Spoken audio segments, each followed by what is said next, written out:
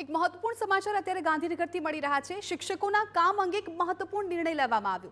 શિક્ષકો પાસેથી બિન શૈક્ષણિક કામ નહીં લેવાય। ખૂબ મોટી જાણકારી અત્યારે મળી। રાષ્ટ્રહિત સિવાયના તમામ બિન શૈક્ષણિક કામો પર પ્રતિબંધની સૂચના આપવામાં આવી। પ્રાથમિક શિક્ષકો અને વિદ્યા સહાયકોના કાર્ય અંગે આ મહત્વનો આદેશ આપવામાં આવ્યો છે। પ્રાથમિક શિક્ષણ નિયામકની કચેરી દ્વારા સત્તાવાર પત્ર જાહેર કરવામાં આવ્યો છે।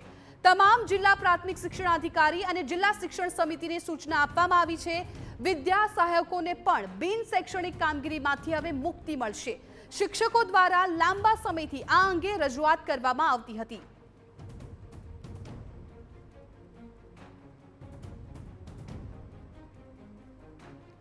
તો અમારા પોલિટિકલ એડિટર કિંજલ મિશ્રા આ મામલે વધુ જાણકારી આપી રહ્યા છે। ફોન લાઈન પર જોડાઈ ગયા છે।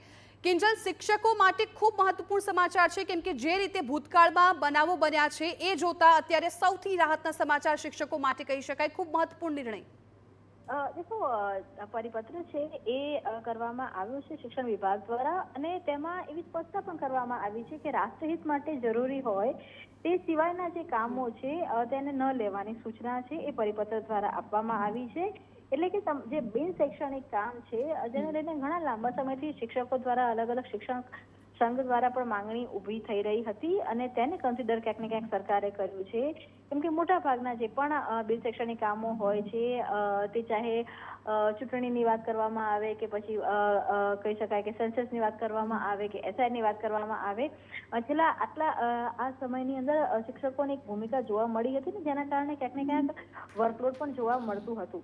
પરંતુ જે કહી શકાય નોર્મ્સ છે તે પ્રકારની છે કે રાષ્ટ્રહિતમાં જરૂરી ન હોય। હવે જ્યારે આગામી સમયમાં કોઈ પણ કામ આપવામાં આવશે, કેવા પ્રકારનું કામ હશે તે જોવું પડશે, પરંતુ અત્યારે બિન શૈક્ષણિક કામમાંથી રાહત મળી હોય તે પ્રકારનું ચોક્કસ જોવા મળી રહ્યું છે।